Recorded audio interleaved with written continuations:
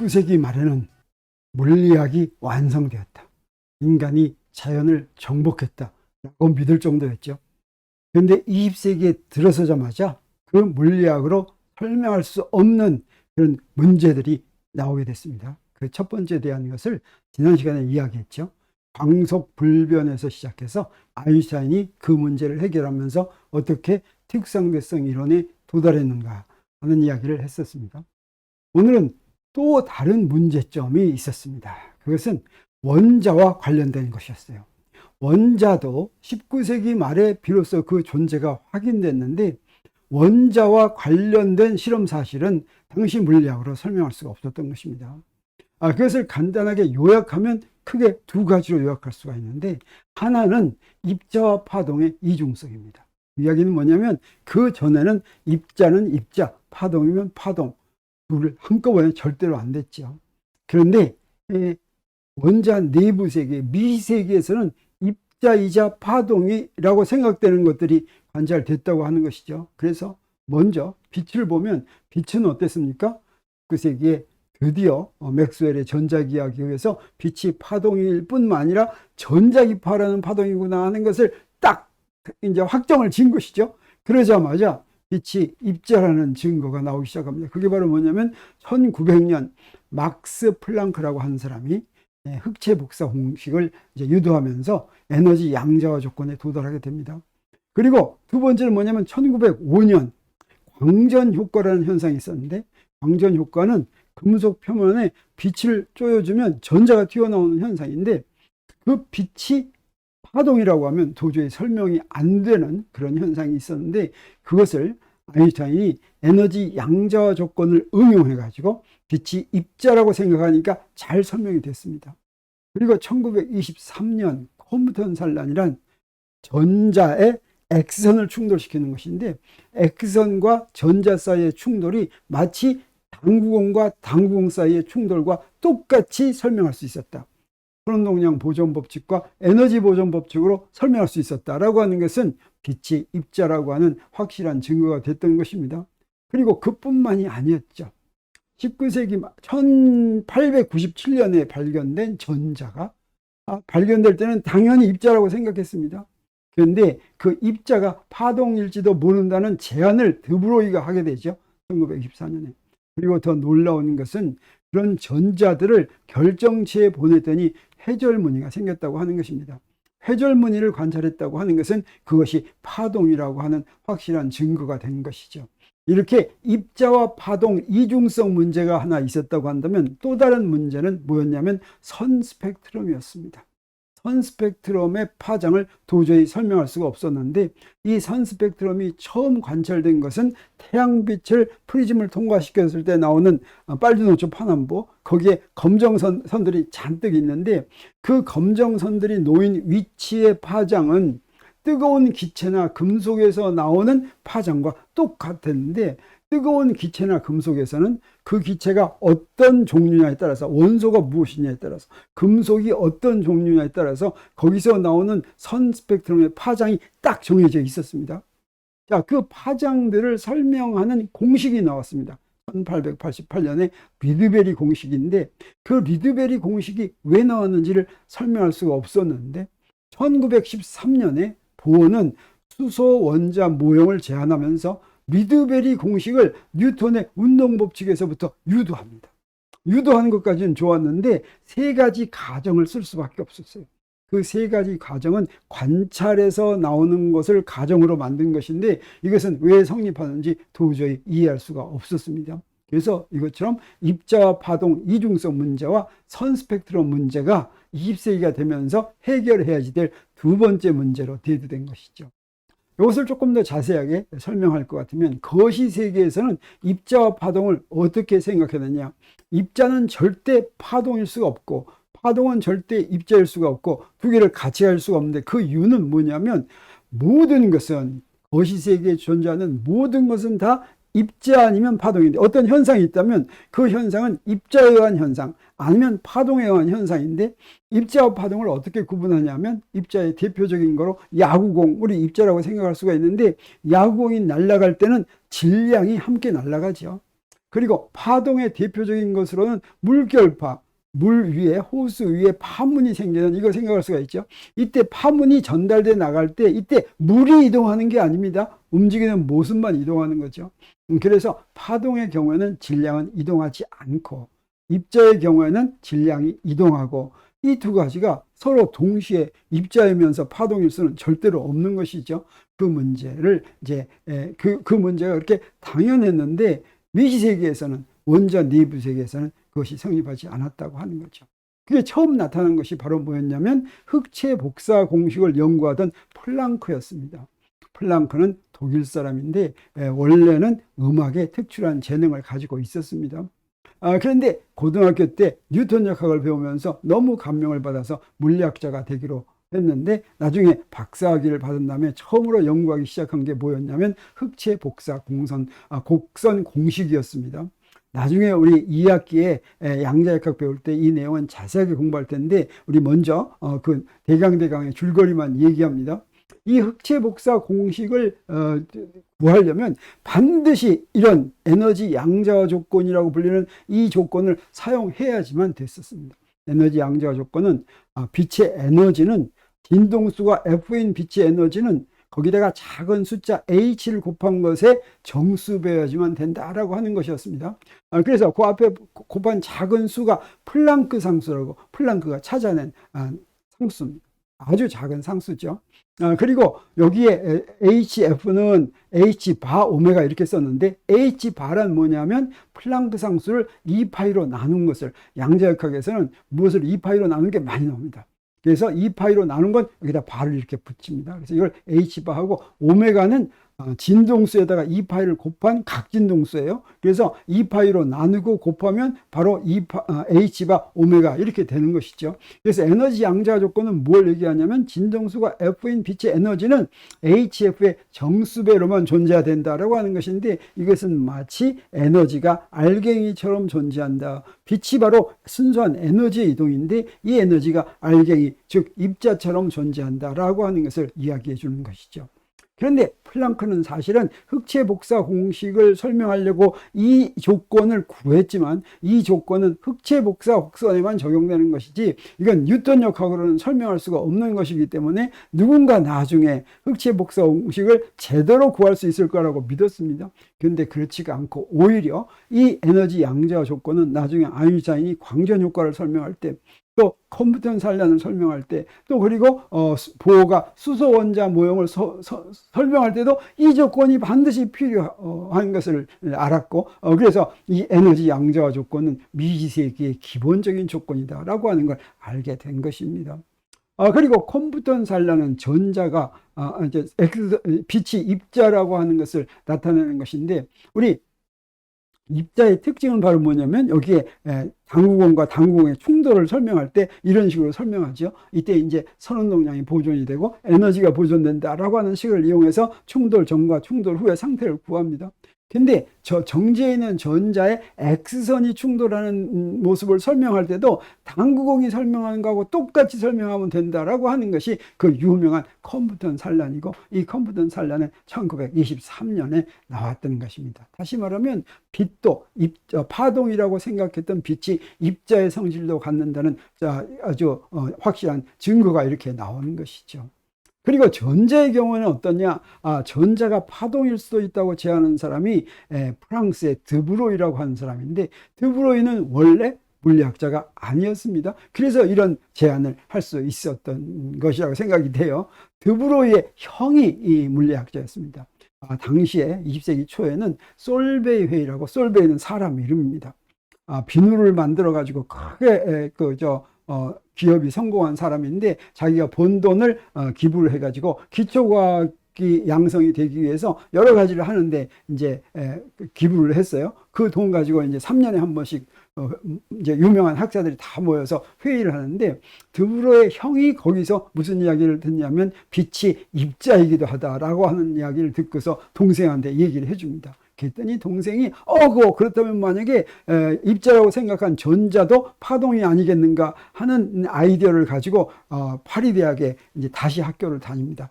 그래서 이제 과학을 다시 전공해가지고 이제 박사학위 논문으로 물질파 이론의 논문을 내죠. 그때 드브로이가 제안한 물질파가 질량을 갖고 있는 입자도 만약에 움직여가지고 운동량을 가지고 있다면, 선운동량을 가지고 있다면 그 선운동량을 파동의 파장으로 설명할 수가 있는데, 그 파장을 어떻게 구하냐면, 자, 이런 순서로 구했습니다.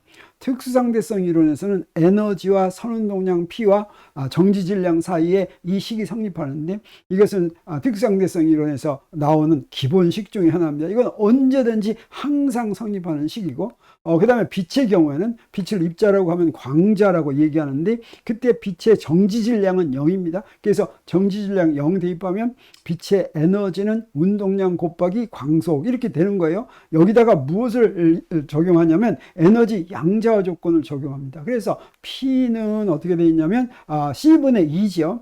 여기다가 양자화 조건 HF를 쓰고, 또 그 다음에 뭘 쓰냐면 빛의 경우에는 빛의 속력은 파장 곱하기 진동수를 여기다 대입합니다. 그럼 이게 바로 뭐가 되냐면 람다분의 H가 되는데, 그래서 선운동량은 람다분의 H 이렇게 놓고, 이렇게 람다가 결정된다. 즉 움직이고 있는 선운동량을 갖고 있는 입자의 파장은 H를 선운동량으로 나눈 것과 같다. 이렇게 구할 수 있는 것이고, 이 식을 어떻게도 표시할 수가 있냐면 H와 K 이렇게도 표시할 수가 있어요. 이때 여기서 K는 람다분의 2파이를 얘기하고, 이걸 파수다 이렇게 얘기합니다. 자, 이것을 어디에도 적용하자고 생각했냐면 입자한테도. 이건 지금 광자에 대해서 이제 유도한 것이죠. 이것을 입자에도 적용하자고 제안한 것이 드브로이인데, 드브로이가 이렇게 1924년에 제안하고 나서 무슨 일이 벌어지냐면 실험으로 이것을 확인하는 사람들이 나옵니다. 그 사람들이 바로 누구냐면 드브로이가 1924년에 물질파 이론을 제안을 하고, 데이비슨, 거머, 톰슨 이런 사람들이 회절 실험을 합니다.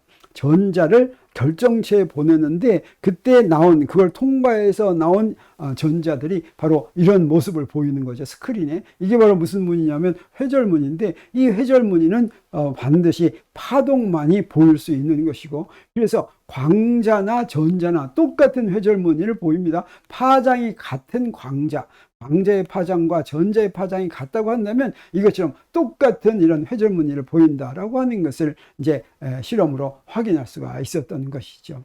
이런 것을 당시 물리학으로는 도저히 설명할 수가 없었고, 그 다음에 선스펙트럼 문제라고 하는 것은 여기 맨 위에 있는 저거는 지금 무지개 색깔의 가운데 지금 까만 선들이 잔뜩 있죠.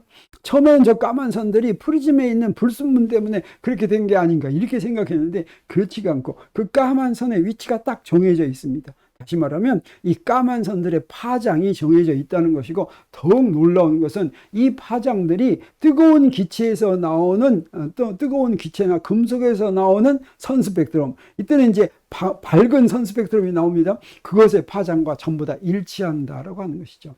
그래서 어떤 물질이나 물질의 종류에 따라서 거기서 나오는 선스펙트럼의 파장은 마치 지문처럼 정해져 있다라고 하는 것을 이미 19세기에 알려져 있었던 것입니다. 이걸 설명하기 위해서 1888년에 리드베리가 공식을 하나 만들어냈는데, 아주 간단한 공식이죠.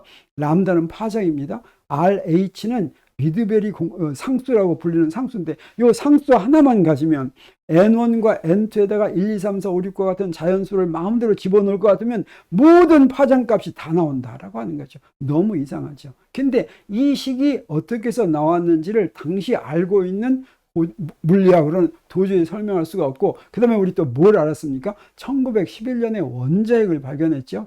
원자핵 발견하고 나서 이제 원자 모형을 하나 만들었습니다. 러더포드가 어떻게 만들었습니까? 원자핵 주위를 전자가 뺑뺑 돈다 그랬죠. 근데 이렇게 뺑뺑 돌면 전자기하게 의할 것 같으면 전자기파를 내보내죠. 근데 이때 나오는 전자기파는 연속 스펙트럼을 내보내야지 됩니다. 이렇게 선스펙트럼이 나올 수가 없는 거예요. 그래서 리드베리 공식은 물론 선스펙트럼이 나온다는 것조차 설명할 수가 없는 것이죠.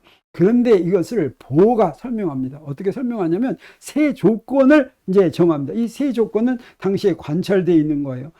그 원자에서 전자기파가 보통의 경우는 안 나오죠. 그래서 그런 궤도가 정해져 있다. 그렇게 그런 전자기파가 나오지 않는 안정된 궤도가 있다. 거기서 전자가 이제 원운동하든지 어떻게 하든지 하면 전자기파가 안 나온다. 이건 도저히 설명할 수가 없죠. 그러면 그렇게 가정을 합니다.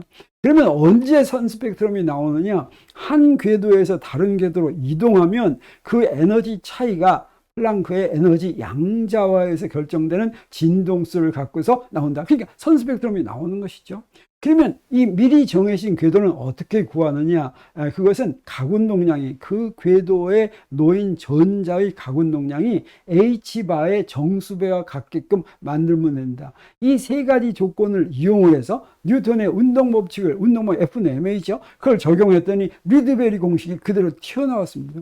우리 이제 2학기 때 양자역학 배울 때 바로 이 리드베리 공식이 튀어나오는 모습을 우리가 직접 보게 되는데 놀랍습니다. 자, 그런데 그 리드베리 공식이 무슨 의미인지 그 의미를 알려면 이 세 가지 조건이 왜 성립하는지를 알아야 되죠. 그래서 이 세 조건이 왜 성립하는지를 도저히 설명할 수가 없는 이런 20세기 초에 설명되지 않는 문제가 있었고 이것을 해결해야지 됐는데 이 해결을 오래지 않아서 사실은 아인슈타인의 경우에는 1905년에 바로 해결했는데 이건 좀 시간이 걸렸습니다. 그래서 이 문제는 누가 해결했냐면 두 사람이 서로 독립적으로 해결했습니다. 한 사람은 하이젠베르크, 또 한 사람은 슈레딩거인데 하이젠베르크는 1925년, 슈레딩거는 1926년인데 둘이 구한 시기 똑같은 시기 아니었어요. 완전히 달라 보이는 시기였지만 나중에 그 두 시기의 내용은 같다고 하는 것이 이제 알려지게 됩니다. 그래서 하이젠베르크를 먼저 소개하면 하이젠베르크는 불확정성 원리로 유명하죠. 독일 사람입니다. 하이젠베르크는 상상 가능한 원자 모형은 바로 그 이유 때문에 결함이 있다라고 하는 말을 남겼습니다. 수소의 보호 원전 모형은 그래도 논리적으로 만들었죠. 이렇게 논리적으로 만든 것은 미세계에 대한 진리가 될 수 없다라고 하는 것이죠. 그래가지고 그 하이젠베르크는 모든 선입관을 이제 제쳐놓고서 뭔가 구할 수 있는 값만을 구해가지고 그것을 어떤 순서에 따라서 나열을 했더니 무엇을 얻었냐면 행렬식을 얻었습니다. 근데 당시에 행렬식은 물리학자들은 모르는 거였어요. 이 행렬식과 벡터를 이용하는 수학 분야를 선형대수라고 하는데 이 선형대수는 수학자들이 오로지 수학을 위해서 만들어 놨습니다. 수학의 다른 분야들은 전부 물리에서 응용하고 적용이 되는데 선형대수는 적용되는 게 없었어요. 당시에 물리학자들은 이게 뭔지 잘 몰랐습니다. 그리고 이제 1927년에 하이젠베르크가 보호연구소에서 수소 원자 모형을 만든 보호입니다. 코펜하겐의 보호연구소를 만들었는데 거기에서 연구하면서 불확정성 원리에 도달했고 그 다음에 하이젠베르크는 세계 제2차 대전 나치가 지배하는 독일에 있으면서 혹시 독일에서 원자폭탄을 만들지 않았을까 서방에서 굉장히 걱정했던 그런 사람이죠. 그런데 그렇지는 않았다라고 하는 것이 알려져 있는데 아무튼 이제 1920년대 초에 이게 도저히 문제가 안 풀리니까 하이젠베르크는 모든 거를 다 내려놓고 휴가를 떠납니다. 어디로 떠나냐면 여기 이제 독일 사람들이 많이 간다고 하는 헬골란트 섬이라는 곳에 24세에 찾아갑니다.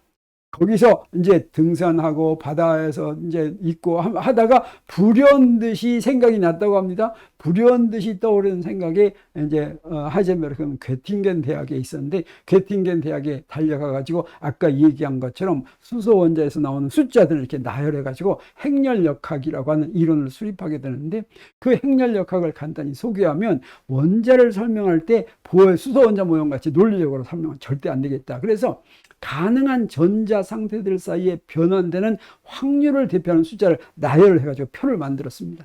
그래가지고 규칙성을 찾아가지고 쫙 이렇게 해가지고 자기 지도교수한테 보여줬어요. 막스 보른이라는 사람이었는데 그 식을 가만히 보니까 숫자들을 나열하는 것이 어떤 형태냐면 바로 행렬 방정식의 형태였죠. 그래서 이게 바로 선형대수를 이용한 것이구나 하는 걸 바로 알아봤습니다. 그렇지만 다른 사람들은 그것을 잘 이해할 수가 없어서 사람들한테 파급 효과가 없었고 그 하이젠베르크가 행렬역학을 발표한 직후에는 별로 그것에 대한 평이나 이런 것들이 별로 없었습니다. 하이젠베르크가 발표한 행렬역학의 방정식은 이것처럼 행렬 곱하기 벡터는 여기에 숫자 곱하기 벡터 이런 식으로 된 행렬역학 방정식을 만든 것이죠. 이것에 비해서 슈레딩거는 똑같은 내용, 똑같은 미세계, 원자 내부 세계에 대한 법칙을 미분 방정식의 형태로 만들었습니다. 내용은 똑같다고 합니다. 나중에 그게 밝혀졌어요. 그래서 그 미분 방정식 형태로 어떻게 만들었는지를 잠시 소개하겠습니다. 슈레딩거 방정식을 세운 사람은 슈레딩거인데 이분은 오스트리아 사람이었어요.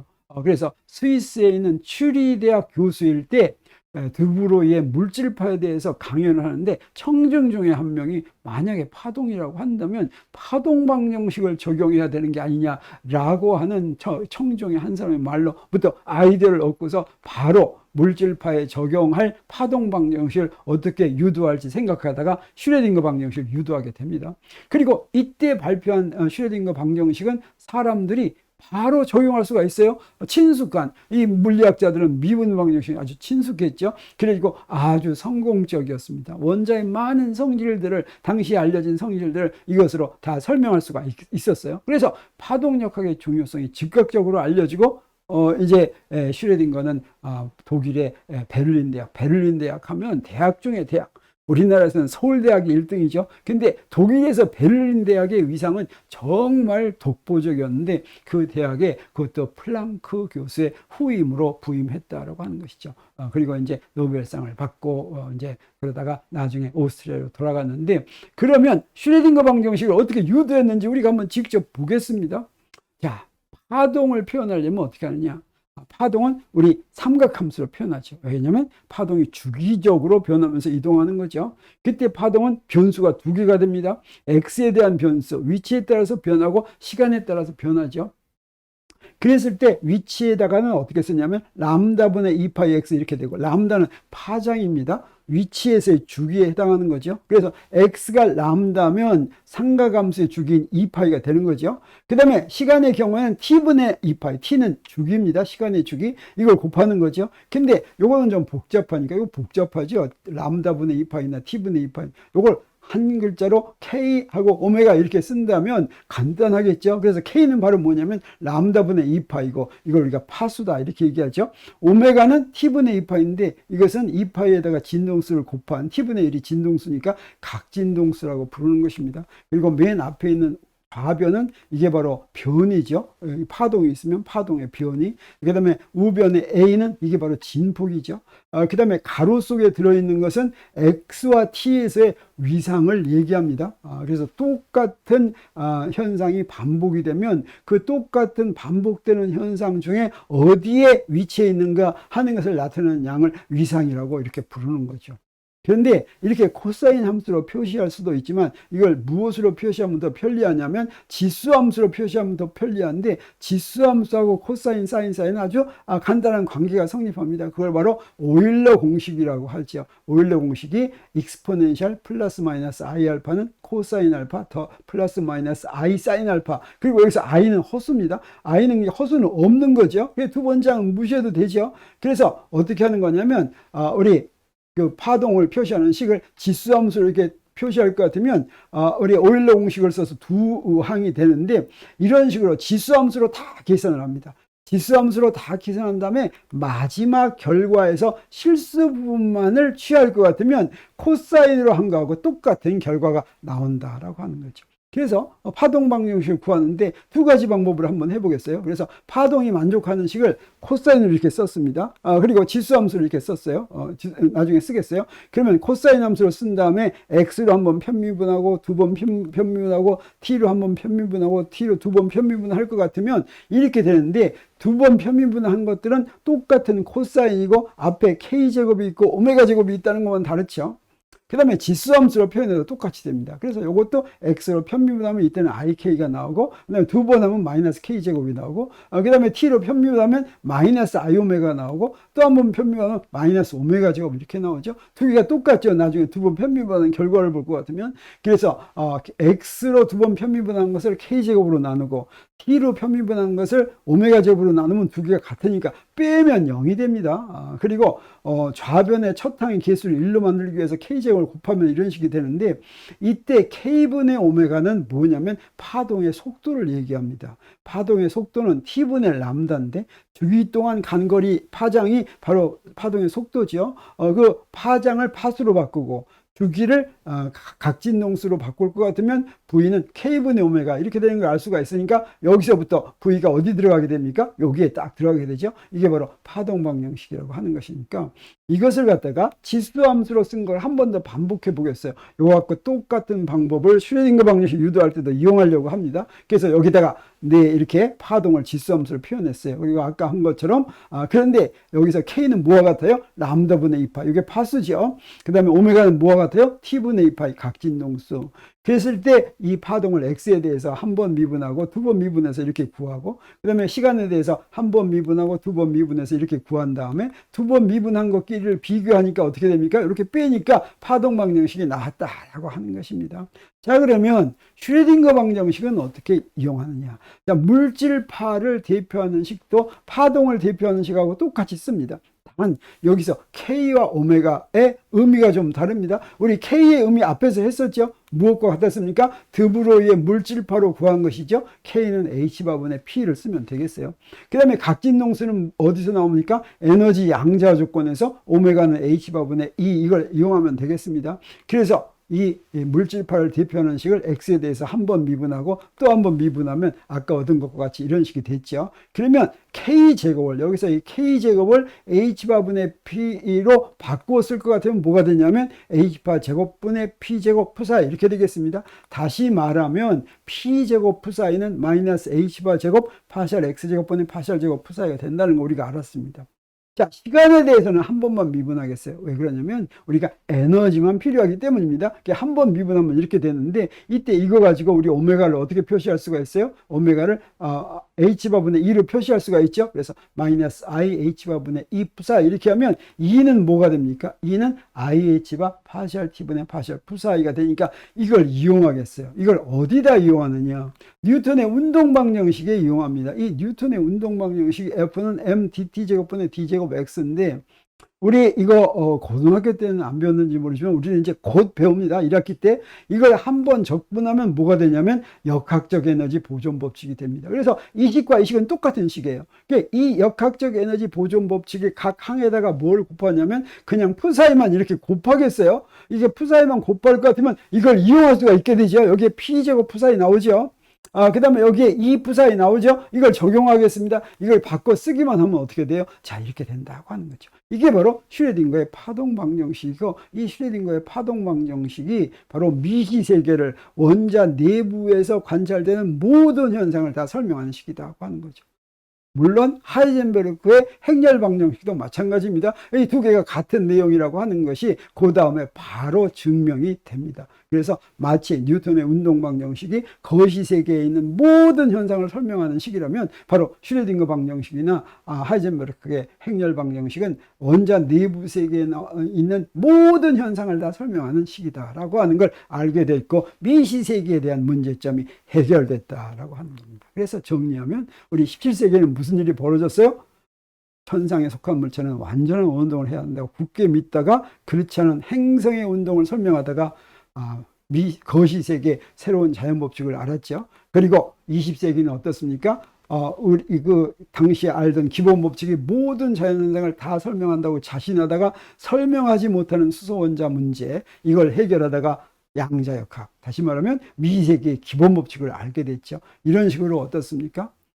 어떤 세상, 어떤 시대건 그 시대의 자연 법칙을 잘 알고 있다고 생각하다가 그러면 무엇이 더 쉬워지냐면 그것에 어긋나는 현상에 대한 증거가 더 잘 나타납니다. 그래서 그때 이제 비로소 새로운 증거를 갖게 되고 한 단계씩 이렇게 이제 물리학이 발달한다고 합니다. 그러면 20세기에 이렇게 해서 상대성 이론하고 양자역학이 나왔는데 지금은 21세기입니다. 그러면 그동안에는 무슨 일이 있었는지 우리 제1주 강의가 조금 더 해야 되겠죠. 몇 번 더 하도록 하겠습니다. 오늘 강의는 여기서 다 마치겠습니다.